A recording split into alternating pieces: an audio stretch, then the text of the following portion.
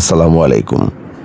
একটি খামারে নিয়মিত গবাদি পশু অথবা হাঁস মুরগি ছাগল ভেড়া যাই থাকুক না কেন সেগুলোর প্রকৃত ম্যানেজমেন্টে কিন্তু একটা ফার্মের বায়ো সিকিউরিটিটা নির্ভর করে। এক লেয়ার দেওয়া থাকে হলো বিষ্ঠা বা লাদি, আর এক লেয়ার দেওয়া থাকে হলো ছাই। এগুলো স্তরের পর স্তর রেখে দিয়ে আমরা দীর্ঘদিন রেখে দিই, 5-6 মাসের বেশি সময়। এক পর্যায়ে এগুলো পচে জৈব সারে পরিণত হয়। দেখতে পাচ্ছেন কি চমৎকার একটা প্রক্রিয়া, এটা পচে জৈব সারে পরিণত হয়েছে।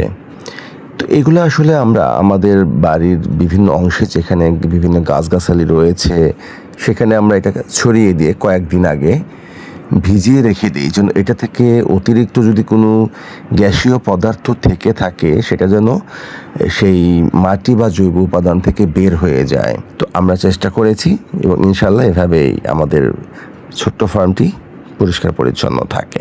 ধন্যবাদ সবাইকে।